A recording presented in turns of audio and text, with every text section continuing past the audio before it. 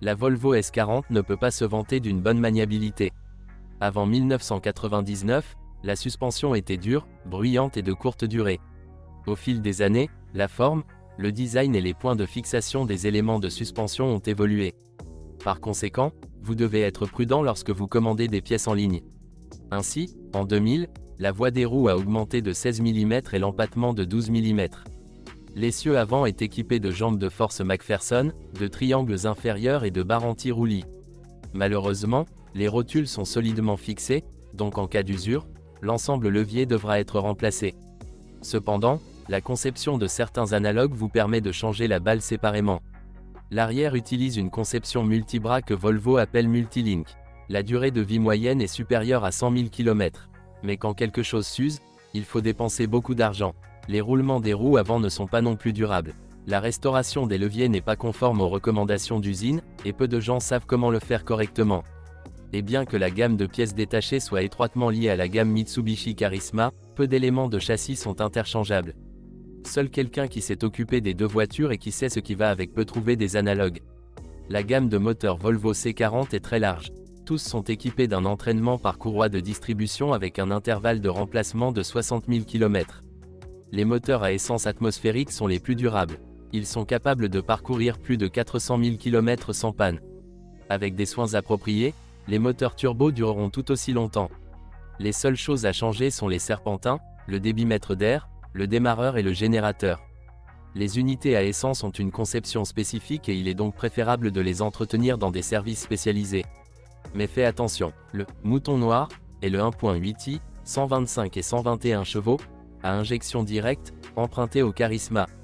C'est cette unité qui crée des problèmes de fonctionnement et ne permet pas l'installation d'équipements à gaz, ce qui constitue un sérieux inconvénient pour de nombreux acheteurs potentiels. Tout dépend du système de carburant capricieux. Il convient de garder à l'esprit que les compensateurs hydrauliques de jeu aux soupapes n'étaient utilisés que dans les anciennes unités à essence.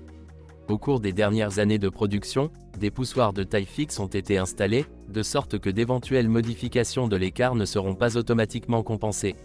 Ajustement requis. Avec les moteurs diesel, la situation n'est pas si rose. Tous viennent de Renault et sont exploités selon les normes françaises. Un problème typique réside dans les nombreuses fuites d'huile au cours des 100 000 premiers kilomètres. Il y avait 3 versions du turbodiesel de 1,9 litres parmi lesquelles choisir. Le moteur de 90 chevaux est doté d'une injection distribuée conventionnelle. Il n'est pas très rapide, présente une efficacité moyenne et est sensible aux charges à grande vitesse. Très souvent, le joint de culasse se brise. La tête elle-même peut éclater. Le moteur de 95 chevaux à injection directe représente un compromis raisonnable entre prix, performance et économie. Le point faible est la pompe à essence haute pression. Version à recul 102-115 chevaux. Diffère par le système d'injection Common Rail. Ils sont les plus modernes et les plus silencieux de la gamme diesel, ont un potentiel plus élevé, mais sont assez coûteux à réparer. Éléments vulnérables, turbocompresseur et injecteur de carburant. Compte tenu de l'âge du modèle, il est inévitable que vous ayez à faire face à de nombreux défauts mineurs. Les propriétaires se plaignent de clignotants et d'interrupteurs d'éclairage peu fiables, d'un éclairage défectueux du tableau de bord et de problèmes avec le mécanisme d'ouverture du capot. Au fil du temps, l'antidémarrage et la fermeture centralisée refusent d'obéir, et les ampoules des feux arrière grillent régulièrement. Les boîtes de vitesse provoquent également certains problèmes, des problèmes surviennent lors des commutations. La carrosserie est très bien protégée de la corrosion. Cependant, dès les premiers exemplaires, des traces de corrosion sont observées sur le couvercle du coffre et le capot. Les poignées de porte extérieures se cassent parfois en raison de fortes gelées. La Volvo S40 V40 fait partie de ces voitures que l'on achète avec son cœur plutôt qu'avec son bon sens. Oui, il est soigneusement protégé contre la corrosion, pratique, fonctionnel et bien équipé. Mais en termes de qualité et de fourniture de pièces de rechange, il ne peut être comparé à des concurrents plus populaires. Volvo ne peut être recommandé qu'à ceux qui recherchent une voiture originale à un prix abordable. Il vaut mieux faire attention aux spécimens les plus jeunes, collectés après restylage en 2002.